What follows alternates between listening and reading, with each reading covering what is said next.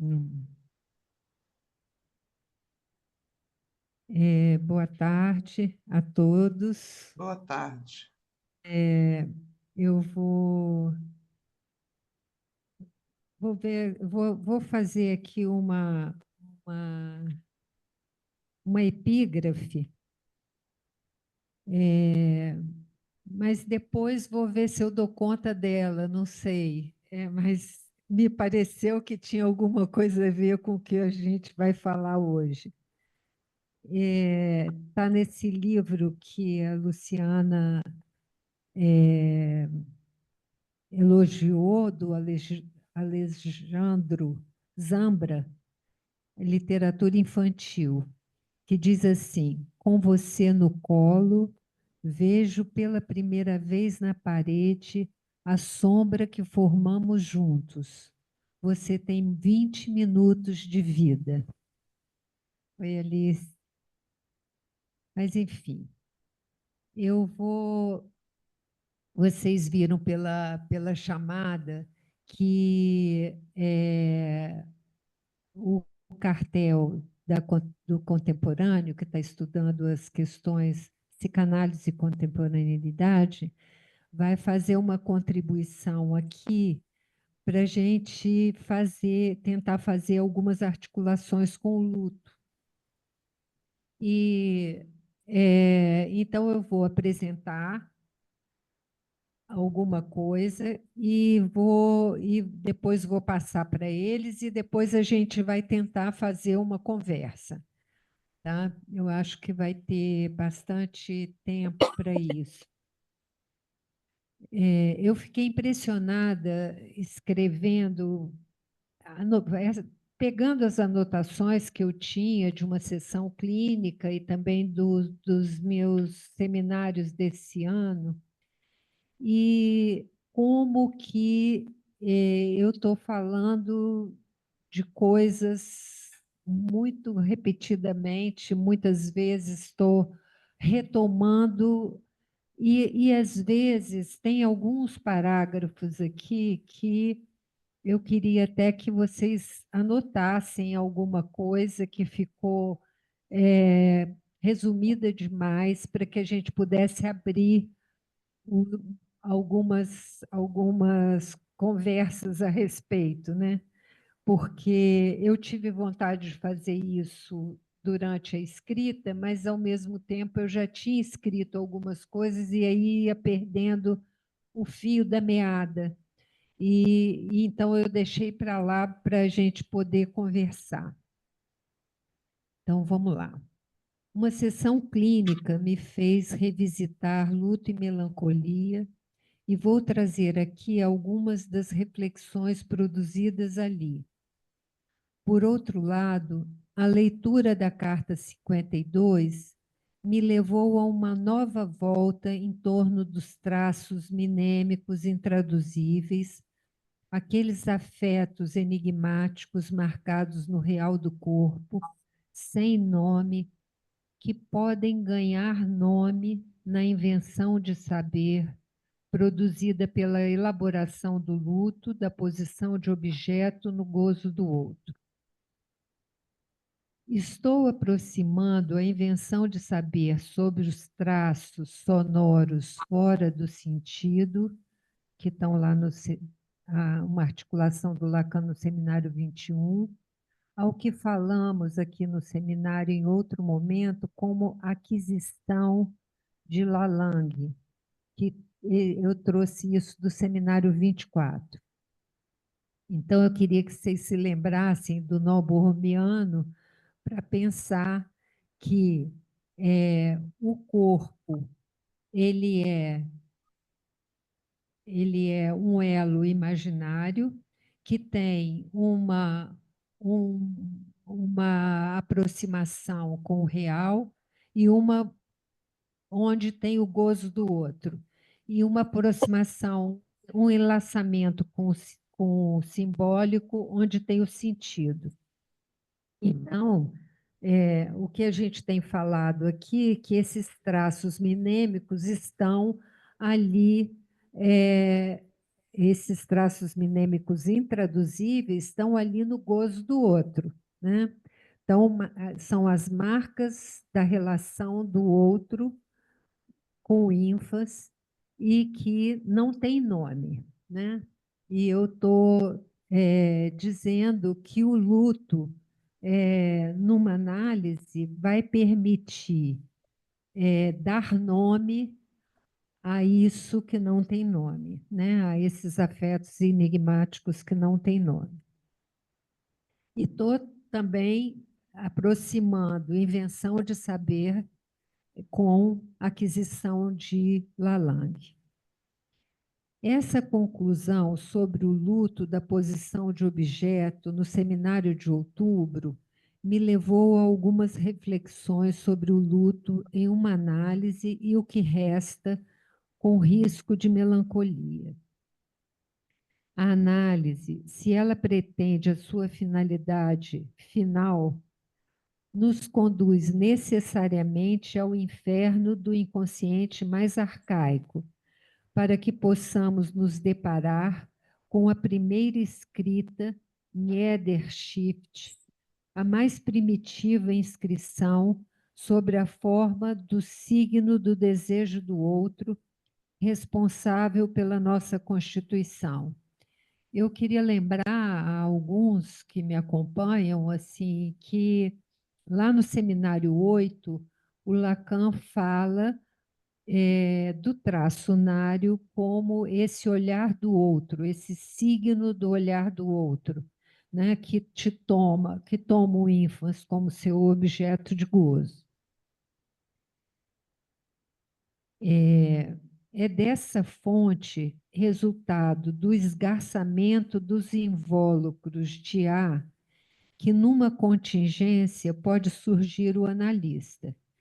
Por isso é preciso se deixar levar pelo que rompe do oculto, umbigo dos sonhos, da outra cena indizível e obscena, que o saber do real será transliterado em escritos na transmissão da psicanálise. Então, aqui eu tô fazendo dois passos, né? Quando aquilo que a gente fala lá a partir do seminário RSI, quando Lacan fala que o analista é pelo menos dois, aquele que causa efeitos na clínica e o que transmite esses efeitos numa escola, né? Eu estou aqui dizendo que é dessa fonte, né, dessas primeiras inscrições que você vai poder fazer surgir o analista, né, e também esse que se deixa, que deixa, que deixa esse saber do real invadir, né, e recolher esse saber do real, tanto na análise, para fazer esse luto dessa imagem, quanto na escola, quando você vai escrever e transmitir a psicanálise. Nesse caminho de insistência, quais os danos causados pelas reinscrições truncadas que não encontram palavras para articular? Sabemos, a partir da Carta 52, que as inscrições das experiências infantis formam camadas depositadas umas sobre as outras. Vimos também que somente a escrita registrada em palavras sofrerá retranscrições e que a camada mais antiga, praia-consciente, inacessível à consciência, entre real e imaginário, fora do simbólico, e por isso intraduzível, pode influenciar profundamente as nossas vidas. Assim, é preciso se deixar levar pelo que rompe do real, nos disparates, para inventar esse saber do real. Então, novamente, eu estou lembrando do Novo Romiano e desses desses traços praia-conscientes que não têm tradução e que, portanto, ficam lá quando a gente trabalhou a Carta 52, o Freud fala dos fueros, né? Eles ficam sempre, os núcleos, os fueros eram na Espanha, tinham umas pequenos vilarejos que tinham uma lei própria, diferente de diferentes lugares. Então, o Freud fala que essas coisas que não têm tradução a cada momento da vida de um sujeito, onde as marcas, as nossas marcas vão sofrendo retranscrições, algumas coisas que não têm transcrição possível, porque não tem simbólico, não tem palavras para fazer essa retranscrição, eles ficam como fueros, eles ficam obedecendo a uma lei daquele tempo, né? E por isso,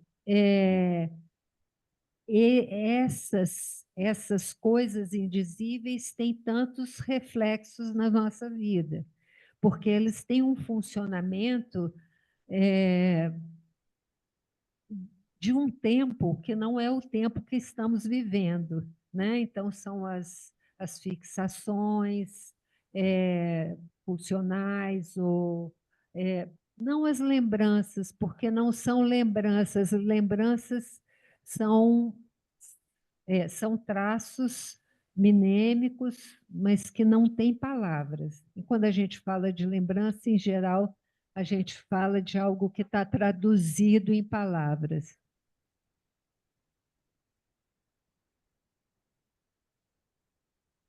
Ela tá falando que quando a gente traz isso numa análise, você acaba nomeando. Sim, mas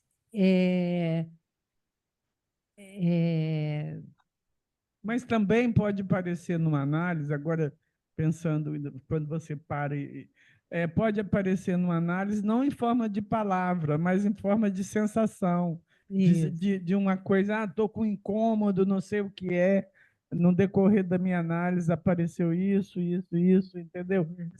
Sem saber nomear o que é, que é que está sendo sentido. Isso, todos os actings, todas Sim, as sim. passagens ao ato, todos algumas situações que você não consegue nomear, mas que Sim. você, numa análise, insiste em nomear, E que né? fica parecendo algo, como se alguma coisa ficasse falando no seu ouvido, você não sabe identificar o que, que é. Então, tem algo de incômodo que não é identificável. Uhum.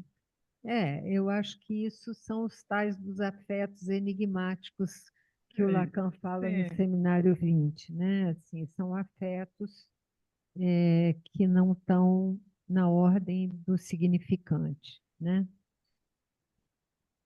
E aí eu digo que esse é um ponto melancólico de todos nós pela dificuldade de fazer o luto, porque o luto é sempre a tentativa de dizer melhor ou de dizer a respeito, de retomar aquele objeto perdido.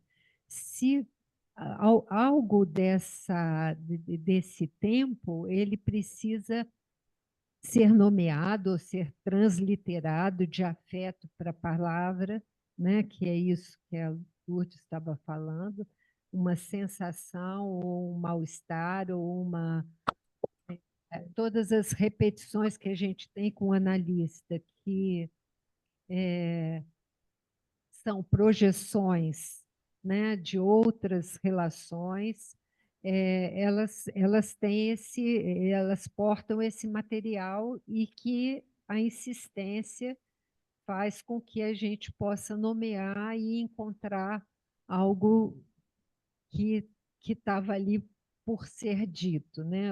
Não nomeado, entre real e imaginário fora do simbólico.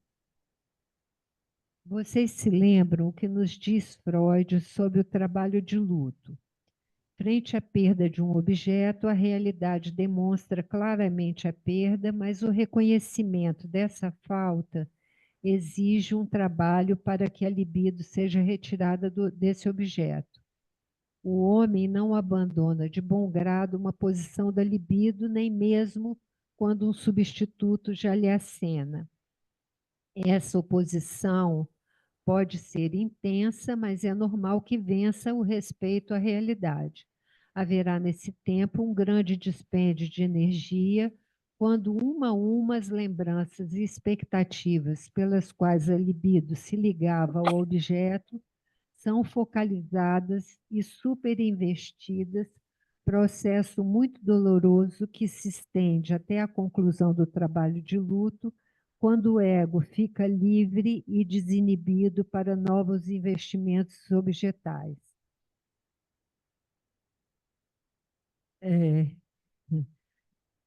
É, eu queria que vocês pensassem assim, pensassem junto comigo, assim, eu estou falando isso que eu estou trazendo do Freud, eu estou tentando lançar a respeito do luto da imagem perdida, né? Então, eu estou trazendo aqui, o luto está falando da perda de uma posição, de alguém que morre, ou de alguém que, de um amor que se foi, de um trabalho que se perdeu, Ruth, todas as lá no eu tô, narcisismo ele trabalha isso também, né? Tem um ponto no texto do luto que me chama a atenção, porque o Freud, quando ele vai falar do que se perde no luto, perde questões que você tinha, não só de objetos, coisa, e aí um ponto que a gente sempre se esquece, que me chama muita atenção, é no final da frase, etc. Uhum. Eu acho que São todas as perdas, perdas, todas todos as os dias perdas. a gente perde, Isso, isso. né? É Lá no interessante. texto de outubro, eu faço um link, assim, vou nomeando muitas e muitas perdas que eu não repeti aqui agora, né? No seminário 6, Lacan retoma essa questão que o Freud está trazendo e se pergunta: a que se destinam os ritos funerários? O que são esses ritos, senão a intervenção total, maciça, do inferno até os céus, de todo jogo simbólico? Os ritos têm um caráter macrocósmico, pois não há nada que possa preencher com significantes o buraco no real, a não ser a totalidade do significante. O trabalho do luto se realiza no nível do logos. Digo isso para não dizer no nível do grupo, nem no da comunidade, como culturalmente organizados, sejam, é claro, seus suportes. O trabalho do luto apresenta-se primeiro como uma satisfação dada à desordem que se produz em razão da insuficiência de todos os elementos significantes em fazer frente ao buraco criado na existência. É todo o sistema significante que é posto em jogo em torno do menor luto que seja. Está na página 361 do seminário 6. Voltando à ideia do luto numa análise, temos os furos da ordem do indizível, silêncios que atravessam gerações, que retornam em atos não simbolizados que irrompem do real, exigindo nesse eterno retorno alguma tradução em palavras, alguma transliteração. O conceito de transliteração lá no Aluche, só para lembrar, é aquele que você... por que não é tradução? Porque de um tempo ao outro, quando Freud fala que as inscrições, as marcas mnemônicas sofrem uma retranscrição, sofrem uma tradução, né? Você pode dizer de outro modo algo que era da sua infância na sua adolescência, né? Você pode retranscrever essas memórias, essas coisas de uma outra forma. Mas sempre que se refere a um afeto, por exemplo, não há forma de traduzir um em outro. Então, ele chama essa possibilidade de nomear um afeto, por exemplo, como transliteração, é passagem de uma condição a outra, né? Não é de uma palavra a outra, é de uma condição outra à condição de palavra. Está no Aluche, isso naquele livro da letra a letra. O Felipe tinha começado a Oi. falar, eu não sei se quer falar. Desculpe, Ruth, aqui caiu aqui a minha net e já voltei. Eu estava pensando quando você estava falando do luto e essa perda, né, do objeto, lá no narcisismo primário, ele tem essa relação com o luto no sentido de que ao perder um objeto, o ego inicialmente recupera a libido para si, né, e Aham, retorna isso num estado de narcisismo, né? aham, E aí eu fiquei pensando quando esse processo não é bem sucedido. E aí, né, e eu estou falando já da melancolia, né? Mas como é que fica o ego nesse estado, né?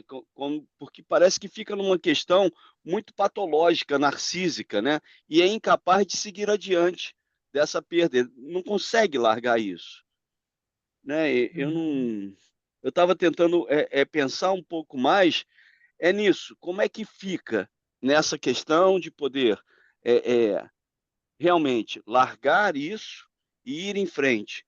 Como que a gente pode trabalhar com isso, com essa questão dessa fixação narcísica patológica que fica?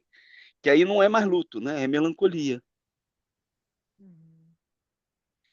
Eu acho que tem alguns elementos no texto do Freud que são muito importantes, eu não trouxe eles aqui, mas lá quando eu fiz a sessão clínica, eu detalhei isso bem claramente, assim.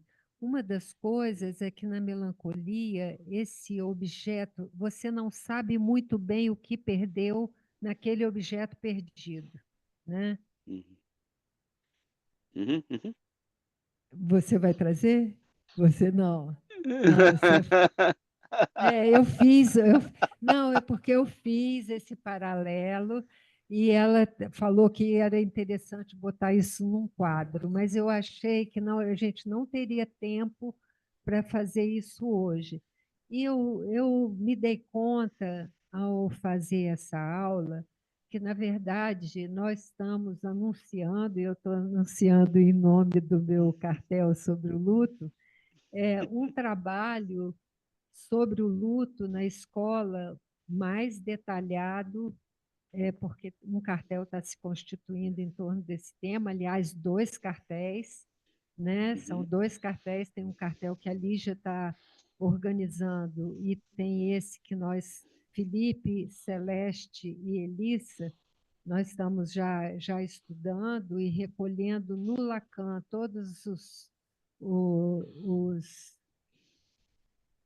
os comentários que ele faz sobre luto e melancolia, e o que ele progride em relação ao texto freudiano, né? Quais são os progressos que ele faz e quais são os questionamentos, de certa forma, que ele faz. Então, nós vamos fazer isso com mais cuidado no semestre Aham. que vem. Mas não sei se eu vou responder agora seu questionamento. Vamos ver. Porque eu queria Só passar a palavra ao cartel, e então eu quero terminar um pedacinho aqui para a gente poder conversar. Então, voltando à ideia do luto numa análise, temos os furos da ordem do indizível, eu já li isso.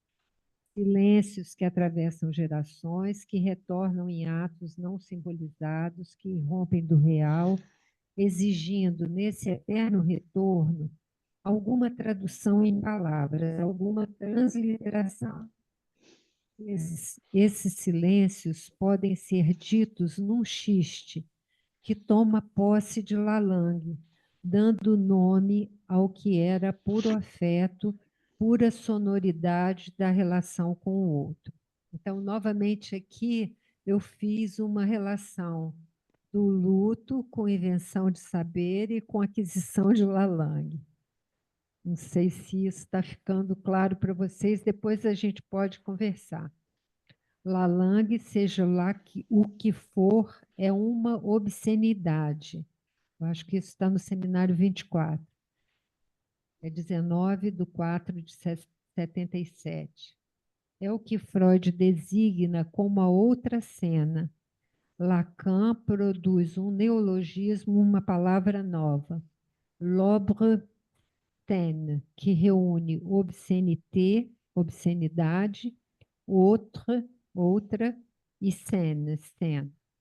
Então, o que eu queria destacar aqui é essa, que Lalang, seja lá o que for, é uma obscenidade. Ela está na outra cena, a cena do inconsciente, e aí eu queria lembrar todo o meu trabalho sobre o pudor, né? Por isso que o Lacan traz que o pudor é necessário, porque frente a essa obscenidade é preciso colocar algum véu do pudor quando você retira esses véus que recobriam o objeto, né? Então, os véus que recobrem o objeto permitem que permitem o sintoma e a fantasia na neurose. Quando isso se esgarça, né, essa tela da fantasia se esgarça e se deixa, e é possível entrever o objeto real, ainda assim é preciso frente a essa obscenidade, é preciso algum véu, né? E o véu do escrito, ou o véu de encontrar palavras para dizer, interessa na transmissão, né? O cartel Psicanálise e Contemporaneidade prometeu nos trazer algumas reflexões para pensar, para a gente fazer uma conexão, né, com o que elas vão trazer, para a gente pensar os riscos que corremos nesse tempo de crise da narração, tempo de pressa, muita informação, pouca elaboração, tristeza medicada, velórios reduzidos, resoluções rápidas, pouco espaço e tempo para dar lugar à ausência, aos ritos que localizam o que se perdeu e o que restou. Como garantir nos lutos das finalizações das análises a possibilidade de consumar a perda pela segunda vez, quando perda se transforma em falta, falta onde o desejo está em jogo. Aí eu vou passar para elas e aí a gente conversa um pouco sobre isso. Obrigada, e eu queria agradecer esse cartel que se propôs a trazer alguma contribuição. Por quê? Assim, porque eu acho que a gente precisa entender melhor algumas coisas que se passam na escola. Por exemplo, em relação ao luto dos que vão, né, que vão embora. Hoje aconteceu uma coisa, assim, a babá da minha neta vai embora agora em janeiro. E ela estava muito incomodada porque o trabalho dela era até 2 de janeiro e a minha nora falou que ela não precisava vir depois de sexta-feira. Aí eu quis acalmá-la um pouco, porque eles vão viajar uns dias, e aí ela teria que voltar só no finalzinho, né? E aí ela falou assim, não sei por que que ela está me dispensando logo. Aí eu falei assim, Ju, pensa, assim, em outros momentos que você se separou de alguém, desfez um casamento, um namoro, a gente tenta, para suportar aquela separação, muitas vezes a gente tenta só lembrar das coisas ruins, para ter coragem de ir embora, né? Talvez ela não esteja suportando a ideia da separação, dessa separação, porque foi você que quis ir embora, e ela esteja querendo se desligar rapidamente, né? Mas eu vejo isso entre nós analistas, né? Eu vejo uma coisa assim de às vezes não considerar de fato uma perda quando alguém sai, às vezes põe defeito na pessoa que foi tão importante para a escola, fala mal, Isso. sabe? Coisas que são tão banais e eu acho que refletem tanto algo do nosso tempo, sabe, de passar batido em certas situações, que eu achei muito propício que a gente pudesse chegar mais perto, né, dessas elaborações sobre a contemporaneidade, justamente para a gente pensar nisso em relação à escola, mas também pensar nas dificuldades que nós vamos enfrentar nos nossos lutos em análise e se a gente não quiser se deter em cada pedaço dessa imagem que precisa ser perdida, né? Essa imagem fálica que precisa cair. Né? Eu estava falando no último seminário da cessão de objeto, o que é um termo do, Jurídico. do direito e da derrelição. Né? A cessão de objeto é aquele objeto que estava ali anexado, mas não fazia parte, ele cai. Né? Ele está falando dos objetos oral, anal, olhar e voz. E a derrelição é quando você abandona. Né? Então, para abandonar uma imagem fálica numa análise, além de te deixar no desamparo, e não é qualquer coisa, né? É um trabalho muito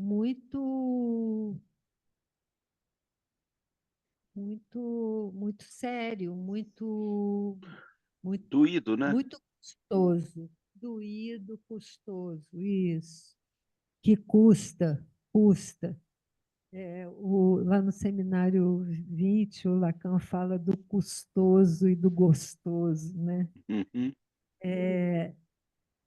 Então, como enfrentar isso se a finalização das análises precisa surgir, para surgir o analista, esse recobrimento de A precisa se dar, né? Se a gente está num tempo onde a pressa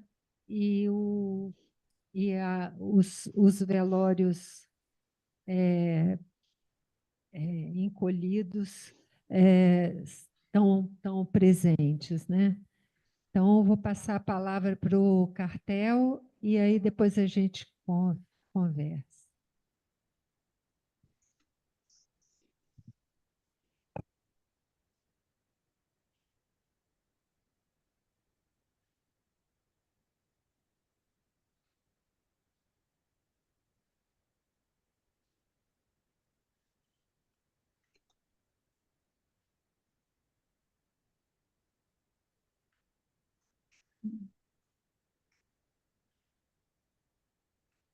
Oi? Estão me ouvindo bem?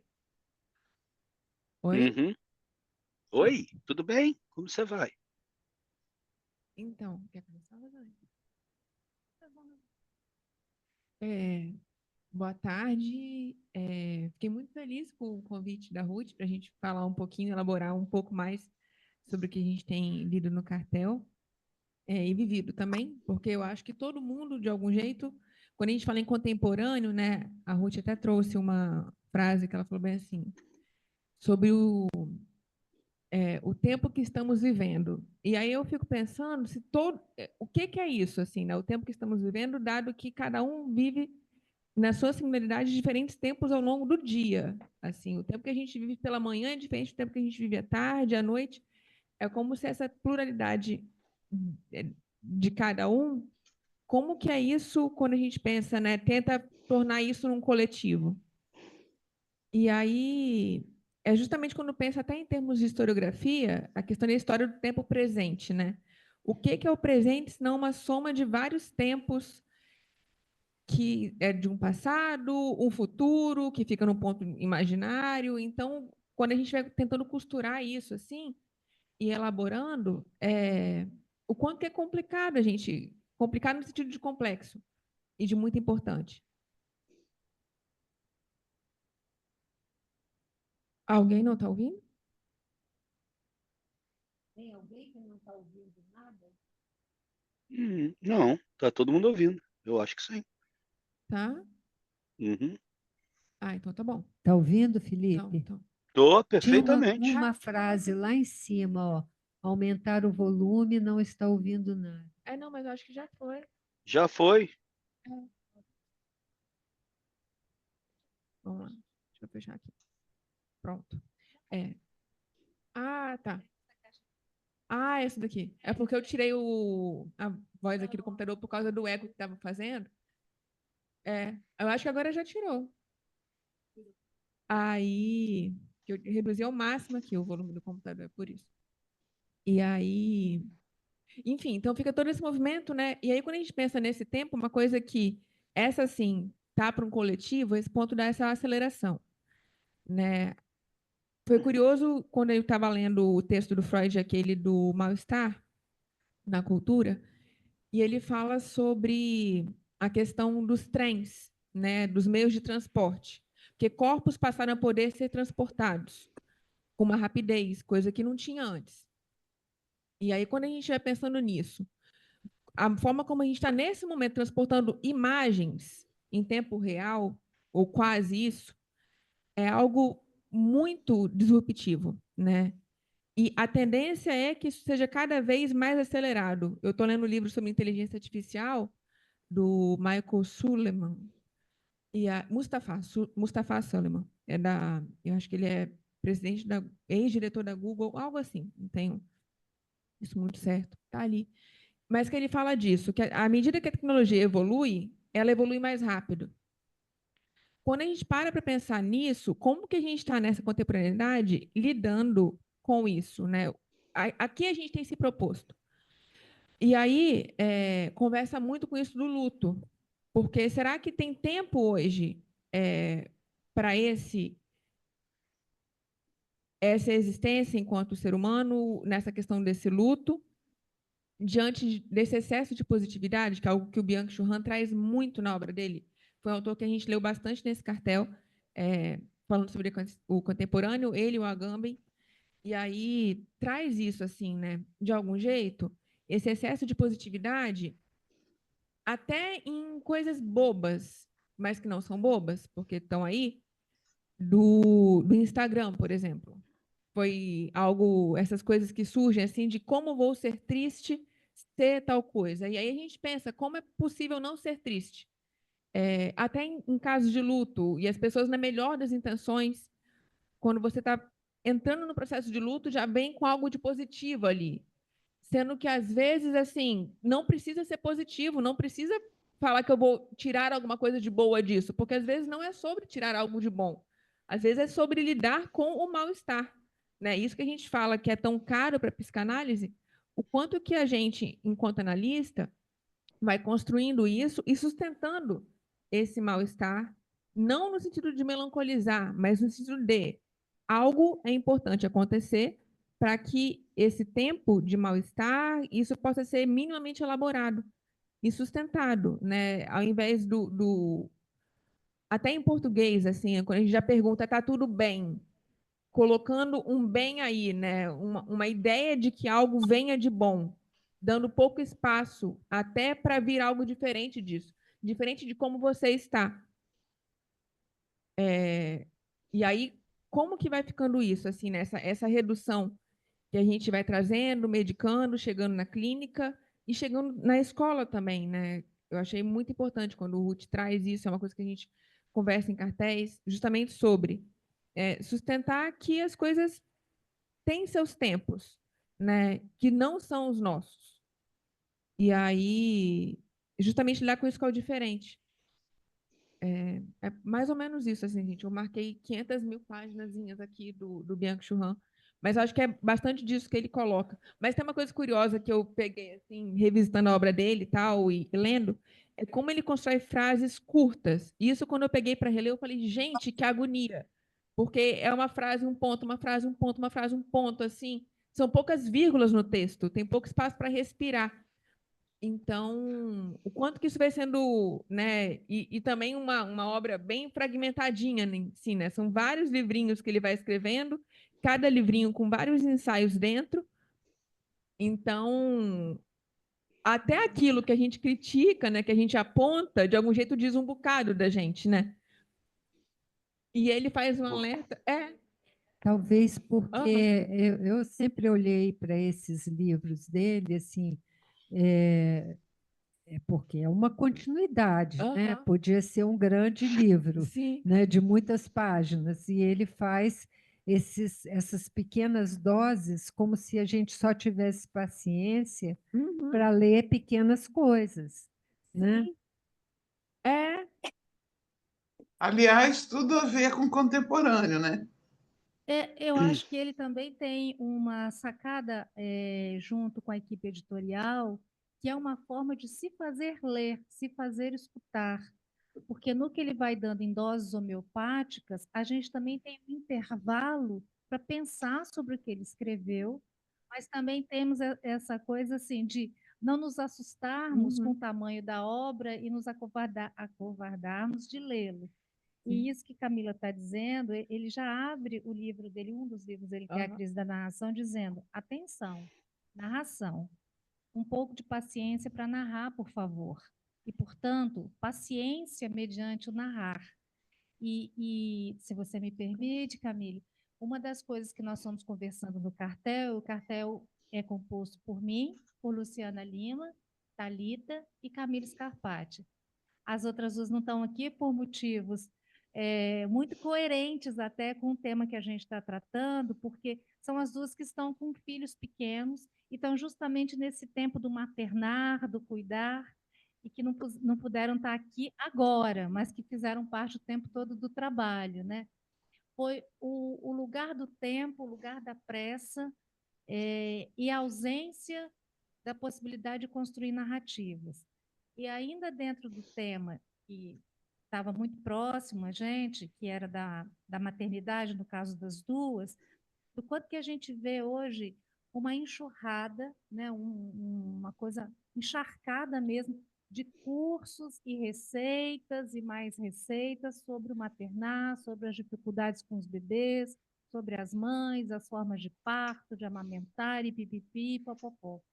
Assim, como se algo fosse capaz de tapar esse buraco que cada uma vai ter que viver a seu modo, não sem contar com a sua aldeia, com quem está ao redor, mas nesse tempo de construir uma experiência, né?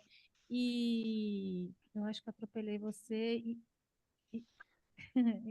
Ô, Rosane, Então, Rosane, só pegando aqui uma coisa que a Camila disse antes, e você está trazendo, mas a Camila disse ainda há pouco sobre a temporalidade do presente.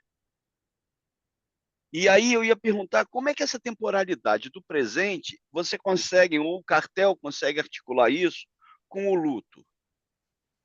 Agora eu vejo as duas. Né? Agora o quê? Eu consigo ver vocês duas. Antes só Tá, via agora eu um. consigo ver as duas. Essa coisa da temporalidade do presente, eu passo a bola para Camila, porque eu acho que ela é mais habilidosa para essa questão. O que me chamou a atenção, e aí vou conectar, foi quando Ruth, ao terceiro texto, ela chama atenção para o luto nas finalizações das análises e do luto dentro da própria escola, quando a gente precisa dar a Deus, eu vou dizer assim, a alguns membros que inegavelmente foram fundamentais para essa escola existir. E se a gente encontra no coletivo da escola possibilidade de ritualizar e narrar e falar sobre isso, que não seja só nesse primeiro tempo do luto, que é uma raiva do objeto que se foi, né? Porque esse também é um tempo do luto. E acho que em algumas ocasiões, não muitas, a gente teve a oportunidade, num pequeno público da escola, que é o Cartel, falar disso, e em alguns encontros de seminários e em alguns outros momentos de encontro de membros e participantes. E até dentro das próprias reuniões do diretório, micronarrativas a gente foi podendo construir para tentar minimamente dar alguma passagem para algo do luto porque o luto, eu penso assim, a perda é uma coisa, seja por morte, por separação, qualquer que seja, doença, é uma coisa. O luto é um trabalho e que envolve etapas. E isso que eu acho muito bonito do texto Luto e Melancolia, em torno da perda. E aí, quando o Ruth trouxe, eu fui lá, porque tem um outro cartel, que é sobre a Secretaria do Passe, e sobre os finais de análise, eu fui ler o texto Análise Terminável e Interminável. E é bonito ver como é que o Freud fala lá, Ruth, desses rastros minêmicos, desses pontos, né, que é puro afeto. Eu destaquei aqui para depois compartilhar com você. E gosto da postura do Freud, que faz diálogo com algo que a Luciana trouxe dentro do projeto dela. Como é que a gente pode pensar as nuances entre entusiasmo e mania? Porque a gente diz que, ao final, é esperado que haja algo de algum entusiasmo. E a gente vê, muitas vezes, a gente num trabalho que mais se assemelha à mania. E eu fico pensando que a mania talvez tenha alguma proximidade com algo da euforia, entusiasmo não é euforia, e a euforia tem muito mais um traço histriônico, né? Então, essa aproximação com uma escola, com o trato com a psicanálise, com aqueles que fazem e fizeram parte da história da nossa escola, por alguma razão, um outro pensamento me atravessou e eu perdi a conexão. Algo se impôs aqui, mas que não vem para cá. Assim. Mas o que eu estava Freud é que ele tem uma postura tão serena, tão sensata, que eu vou ler a parte que eu destaquei para vocês, para trazer para cá, porque eu achei ele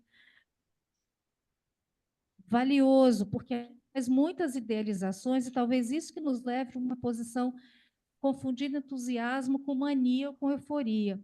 Ele diz assim lá na análise terminável e interminável: tem-se a impressão de que não se deve ficar surpreso se ao final a análise, né, ela mostrar que a diferença entre uma pessoa que não foi analisada e o comportamento de uma pessoa após tê-lo sido não é tão radical como visamos a torná-lo e como esperamos e sustentávamos que fosse, que seja.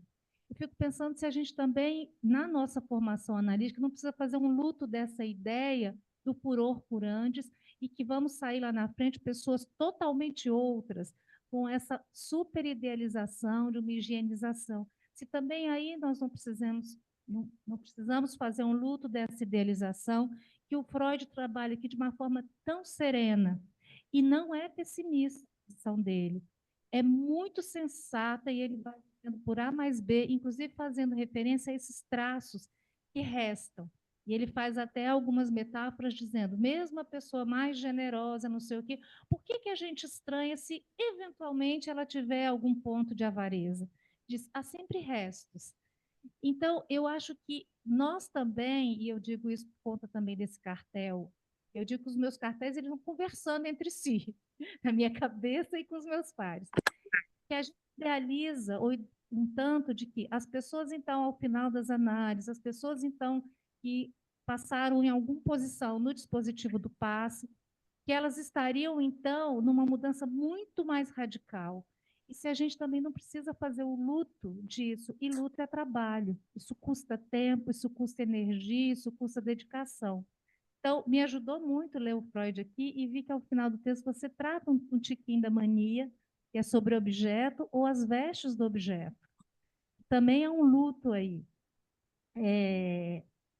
E outra coisa que nós trabalhamos no cartel, que eu acho que vale a pena para pensar a clínica, que é uma coisa que tem cada vez mais me interessado falar aqui na escola, acho que as coisas do passe eu tenho até estudado mais, falado mais e cuidado mais, mas acho que esse ponto é importante. Mas um texto que nos ajudou foi ler o Eu Soberano, da Elizabeth Rudnesco.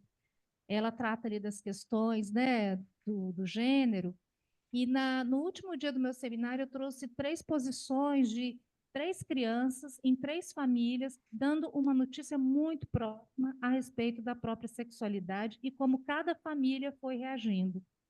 E isso pode dar uma chave de leitura interessante para a gente na atualidade do quanto que, sob quase um imperativo de uma certa militância ou de uma certa coisa para estarmos na vanguarda da vanguarda, ou para não sermos criticados, a gente também tem uma pressa e não dá o tempo de uma escuta, sobretudo na questão da sexualidade, que é o grande ponto que a psicanálise trabalha, né? Esse tempo da elaboração de uma construção de uma posição sexual, seja para uma criança, para um adolescente, até um jovem adulto.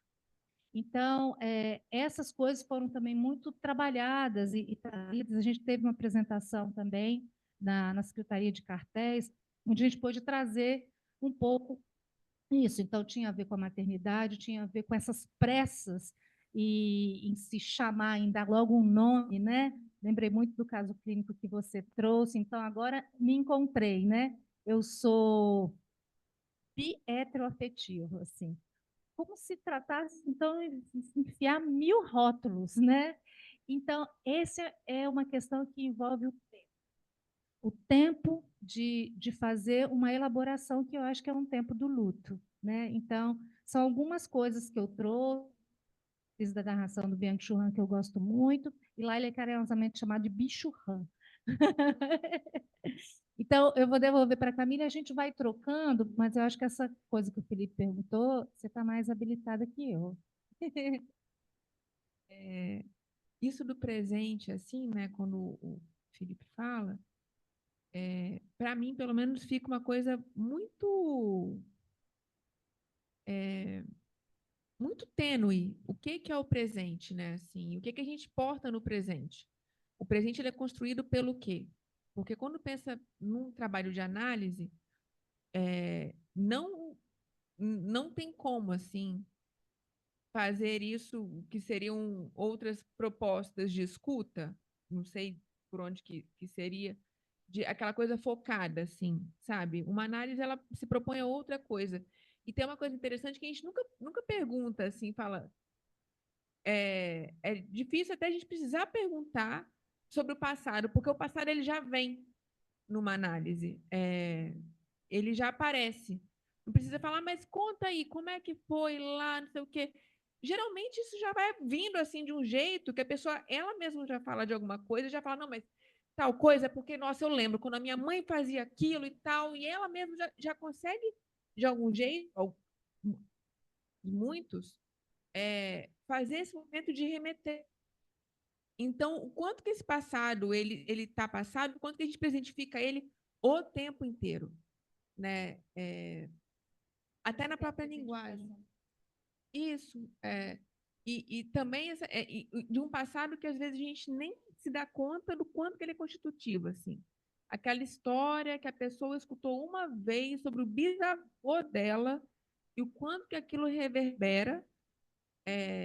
E aí, sim, né, ela vai falando, tipo assim, às vezes depois de, sei lá, meses, anos, isso aí tem tudo a ver com o bisavô que veio de não sei tal. E aí aquilo dá uma virada, assim. E aquilo estava ali o tempo todo.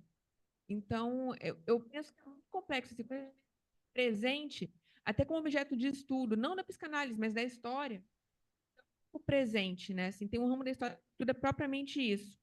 E é um dos ramos mais complicados que tem, história do tempo. Eu fui monitora disso na UFES, história do tempo presente. Mas aí que é um dos ramos mais complicadinhos de mexer, assim, porque, ao contrário da história antiga, que tem aquela coisa tão pouca de fontes, né? A gente é muito difícil quando vai estudar, sei lá, Grécia, Egito, porque é uma linguagem diferente, são letras diferentes, é um idioma diferente. Isso dificulta, mas estudar o presente também dificulta o extremo do excesso. À medida que você está ali imerso naquele tempo contemporâneo, e você tem que lidar com toda aquela diversidade de informações que chegam de lugares diferentes, fazer o manejo disso também é uma coisa muito, muito complicada, né? Por isso que, geralmente, quando chama o estudador para falar de futuro, eles correm, assim, porque não se trata disso, né? O passado já ocupa bastante. Então, é alguma coisa disso, assim, que eu consigo pensar. O trabalho do arqueólogo, quando ele vai lá escavando, a diferença que, em algum dos textos, o Freud diz entre o trabalho analítico e o trabalho arqueológico.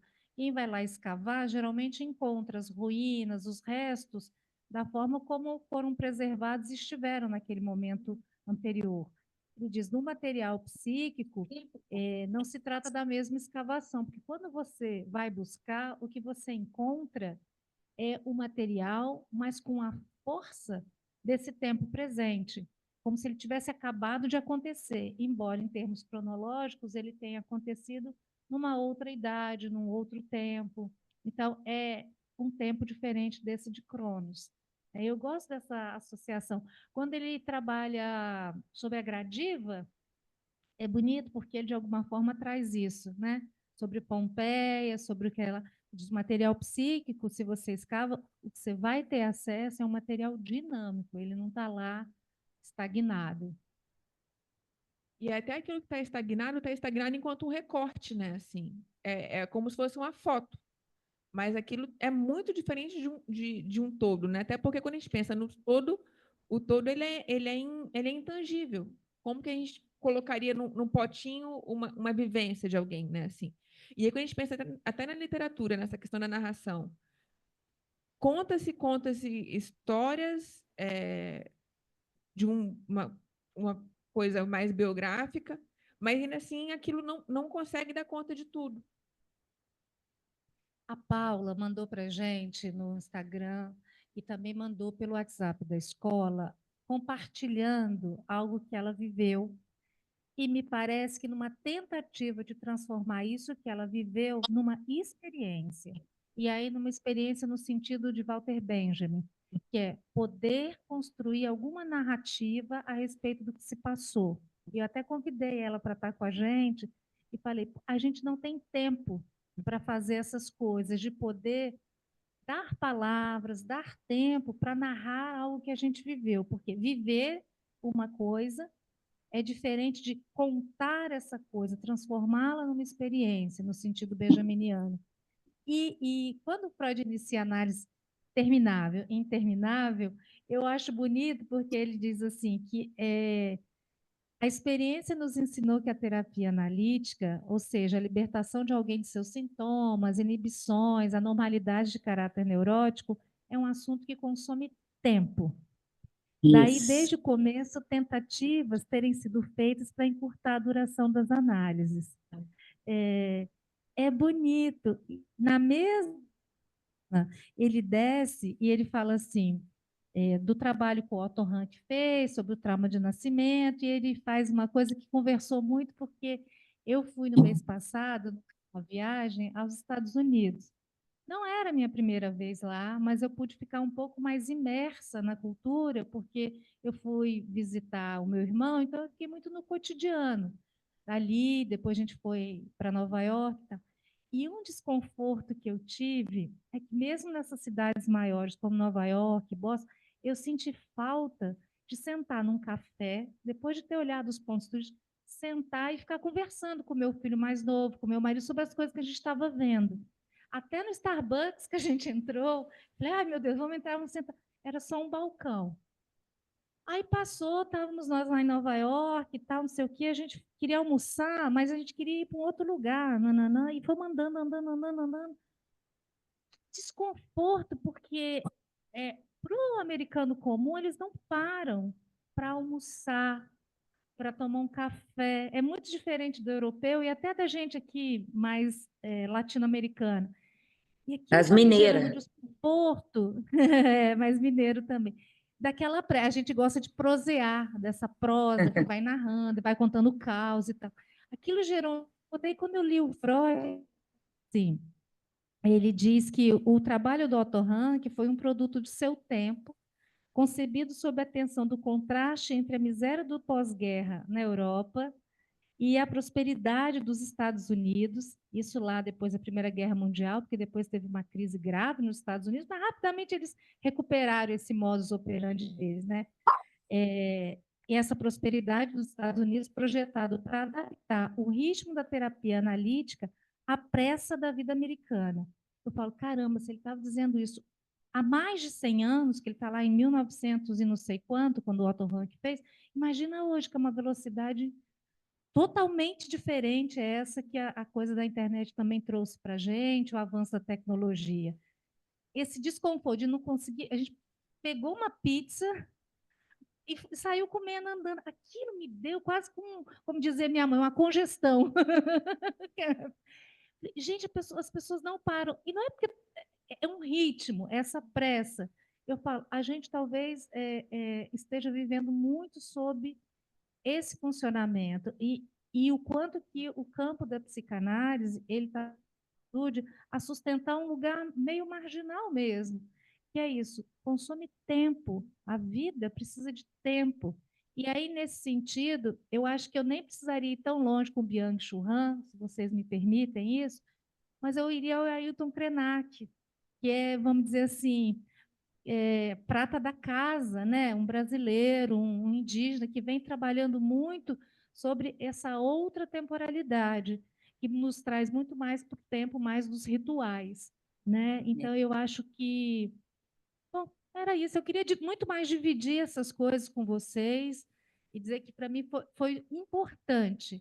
Mesmo depois do recesso da escola, eu acho que ficou claro que eu estava com essa gana de ritualizar um pouco, de fazer esse contorno de fechamento do ano no seminário da Ruth, porque nem sempre eu estive presente ao vivo, mas que foram encontros que eu assistia depois e textos que eu li que me ajudaram a pensar muitas coisas, na clínica principalmente, e a questão do passe, que para mim fica cada vez mais claro.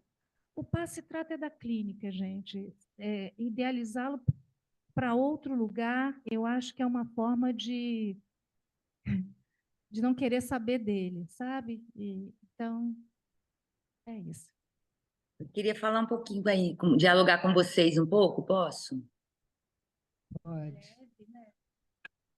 Então, Ruth, algumas coisas que eu queria dialogar, eu acho que as meninas até tocaram em pontos que encostam, mas dessa vez, na hora que eu estava te escutando, cada vez a gente pode ter uma escuta diferente, é curioso, né? Assim, do mesmo texto, que às vezes se repete, mas aí dá uma outra ideia.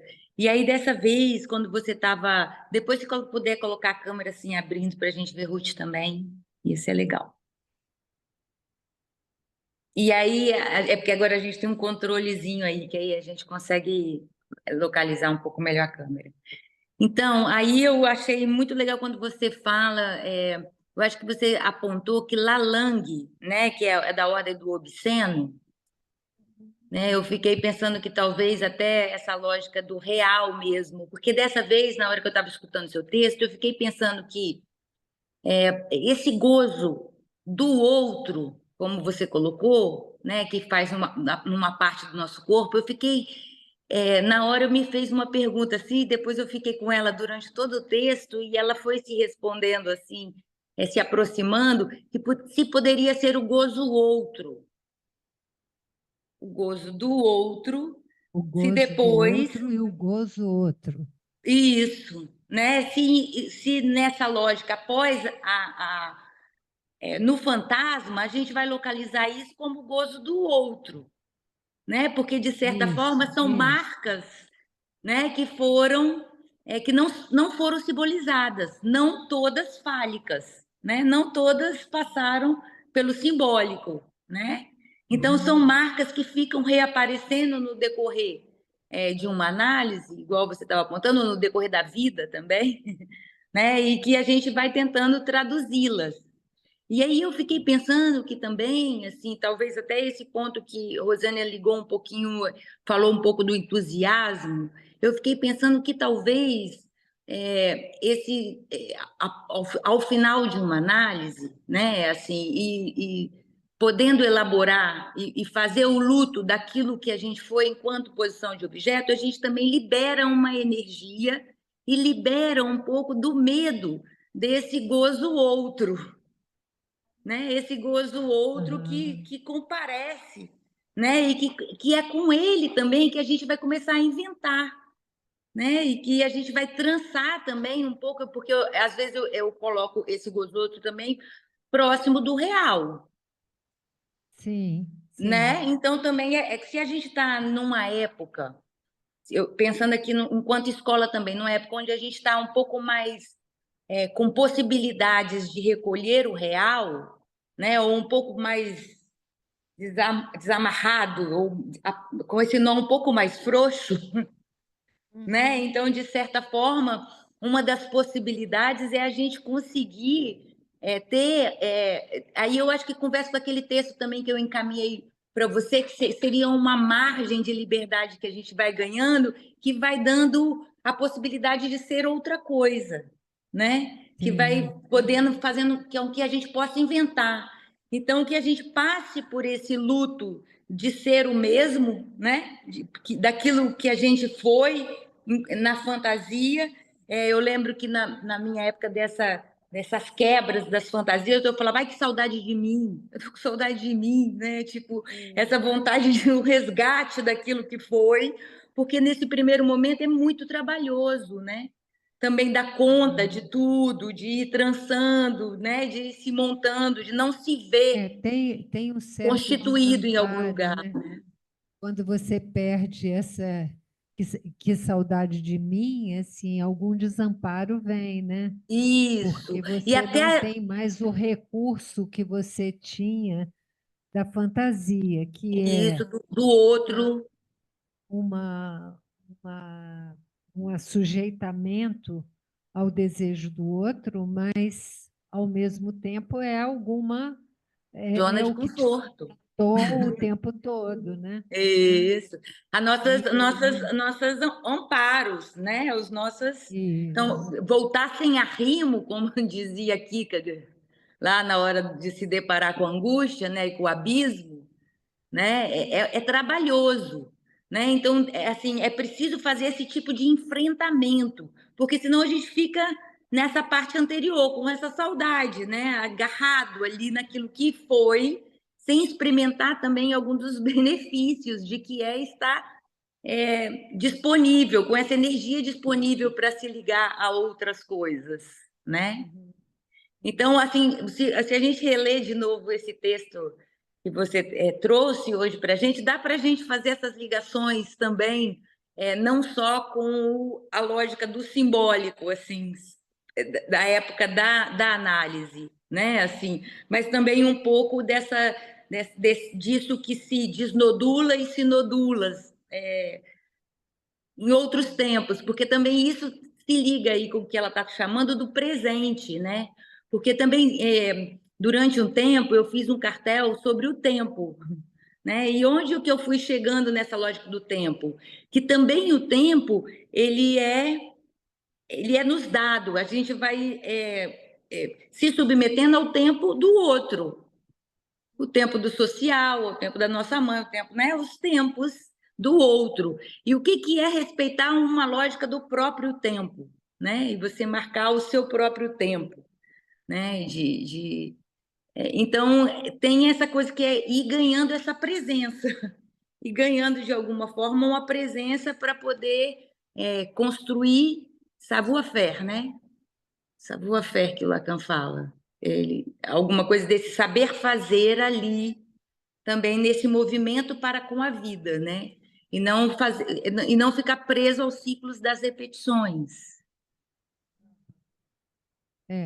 Quando eu até me perdi um pouco do que, talvez quando as meninas estavam falando, eu tive algumas associações, já me lembrei, depois vou tocar nisso.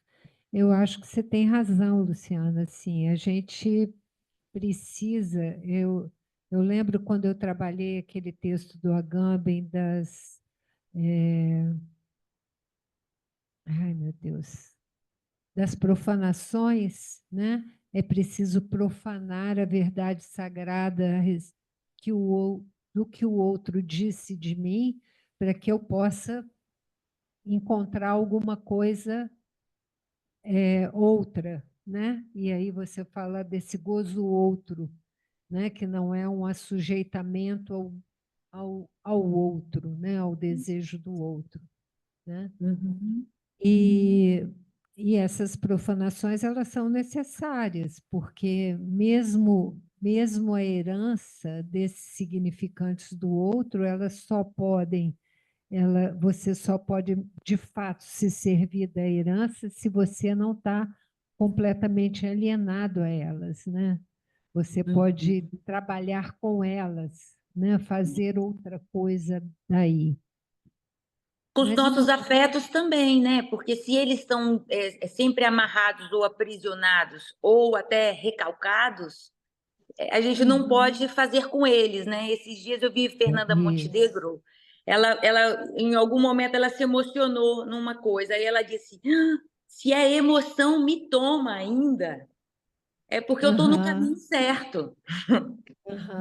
Isso. Né? É porque se isso passa por mim, pelo meu corpo, e eu sou capaz ainda de emocionar com as coisas, eu sinto que eu estou na direção que eu preciso estar, né? Então, de certa forma, lidar com essas afetações que nos chegam, sem a gente precisar se defender tão rápido, sem a gente precisar camuflá-las, recalcá-las, não é isso, assim, porque o que chega? Quem são esses que chegam, né? E que a gente vai poder lidar com eles e ver o que dá para simbolizar, o que dá para fazer, né?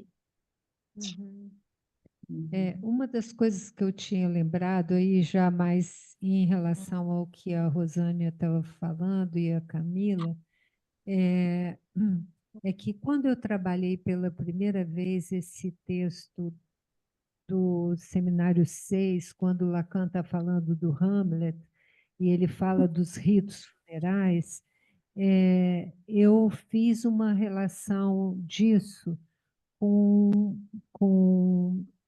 eu fiz um texto sobre os justos funerais, que é no passe, né, como se dar lugar a esses restos de uma análise era dar justos funerais, né?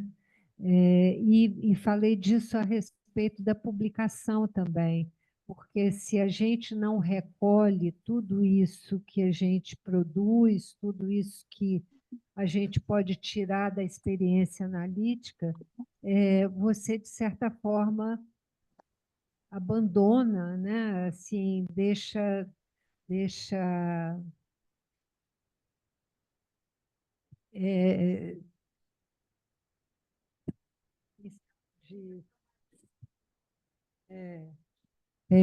fazer registro para não deixar se perder como... Porque o Lacan, quando fala da publicação, ele fala que seria uma jangada para recolher o lixo, né? A publicação, a publicação, né?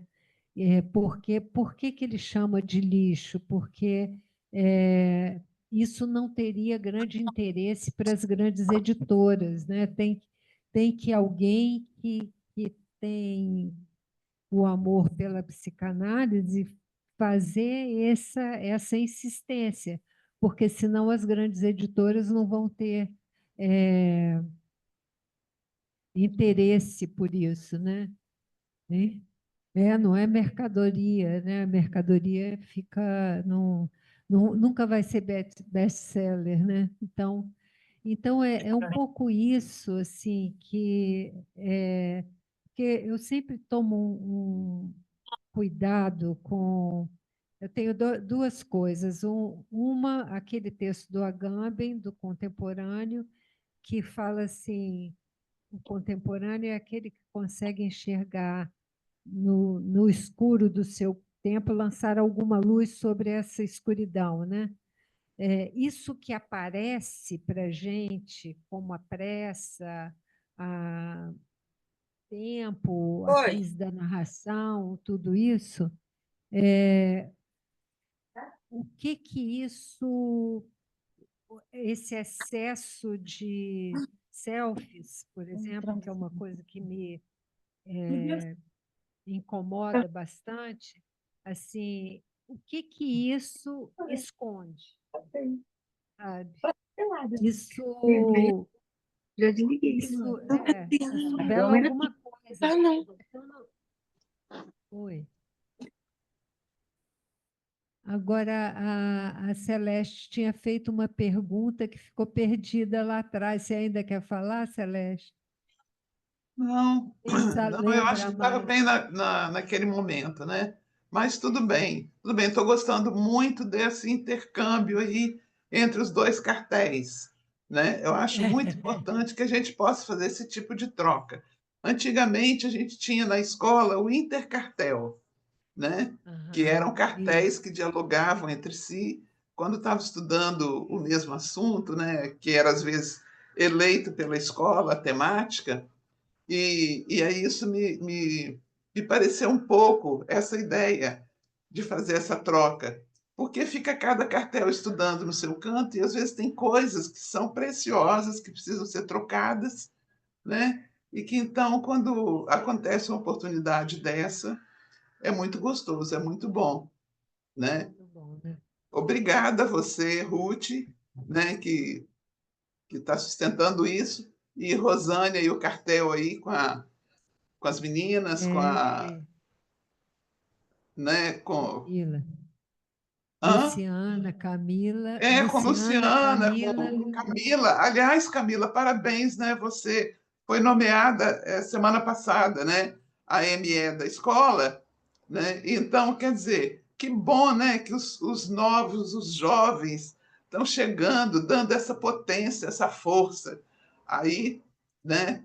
Para trazer para a gente o novo, né? Porque o contemporâneo tem isso também, né? Ele nos assusta, ele nos aflige, ele nos questiona, mas ele traz para a gente o tempo inteiro novo, com o qual a gente vai ter que se virar, né? Isso, lidar com isso, não é se proteger disso, né? Exatamente, não temos Questionar, como né? correr. Está aí, né? E aí, sabe um negócio legal, assim, escutando, quando o Ruth falou de selfie, me veio isso.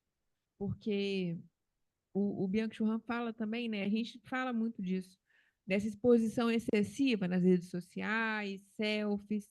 E aí, escutando na clínica, um analisando, que é adolescente, tem entre 13 e 14 anos, ele me falou que ele tem 3 redes sociais, ele tem 3 Instagrams.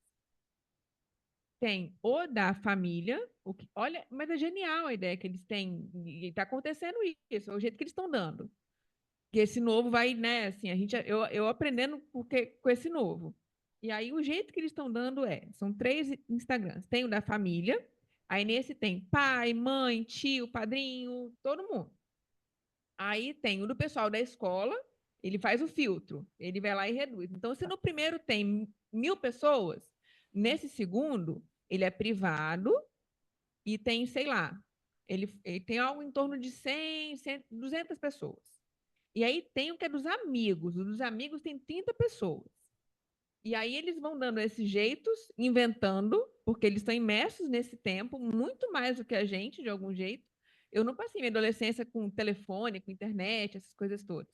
Eles estão tendo que lidar com isso. E estão dando o jeito deles, assim. Porque as fotos que eles tiram lá, selfies e tal, não tá para todo mundo ver. Eles vão colocando os véus possíveis, né?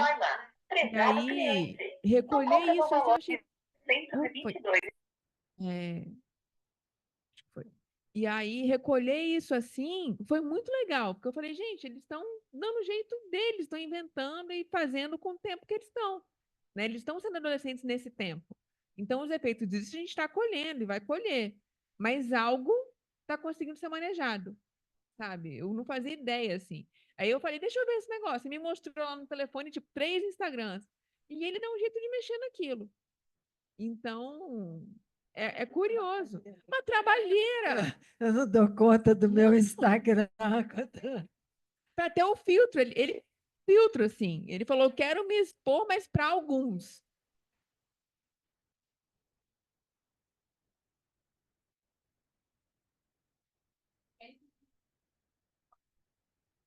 Que você vai comer e tem tudo, né? Tem sushi, pizza, carne, você não precisa escolher o que você vai comer. Aí teve um dia que eu olhei para trás, o menino estava comendo sushi, cachorro quente. Onde você ia no restaurante, você escolhia qual come tudo, você não precisa renunciar.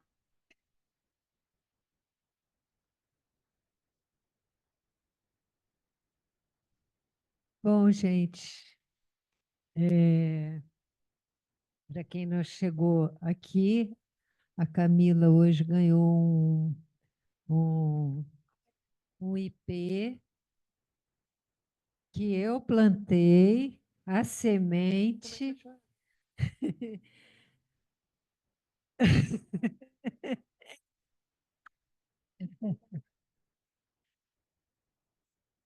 Ela tem um cantinho para plantar. Quem for muito ciumento e quiser também um, eu arranjo outro. Que eu plantei mais de 1000 pés de ipês. Então, catei muita semente, e elas nasceram muito. Eu não tinha ideia que ia nascer tanto. É.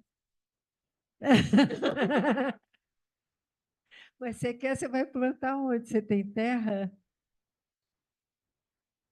Ah, então tá, eu te dou. É porque não, eu acho que num vaso é muito pouco. Mas, enfim, eu vim aqui na escola, elas me convidaram para vir aqui pessoalmente e para eu estrear esse novo aparelho aqui, essas novas tecnologias que eu esperei tanto por elas. Então, tá. Um beijo a todos, um Natal Essa câmera aí ficou muito delicioso. melhor. A gente inverteu, Lu, as câmeras. Ficou muito melhor, dá uma proximidade do rosto, fica muito mais agradável. E a altura também, né? Ficou bem na altura do olho agora. Antes estava bem de cima, a câmera E antiga. aconteceu alguma coisa aí também no som, que no início estava inaudível, a gente não conseguia. E agora está ótimo, está excelente. Tá bom. Aí eu já não sei. Algum ponto E de dizer, ajuste. Ruth, que a gente vai virar para o verão no dia 21, né? A gente está finalizando a primavera e é bonito demais de ver você assim, jorrando semente para elas darem tantos. Muito bom. Luciana tem casa, quer um IP, Luciana? Eu falo de você, meu amor. Eu quero Cristina tudo. também, ó. Um beijo. Um beijo. Tchau, gente. Tchau. Bom Natal. Bom Natal, bom Natal. Bom verão. Um beijo, querido.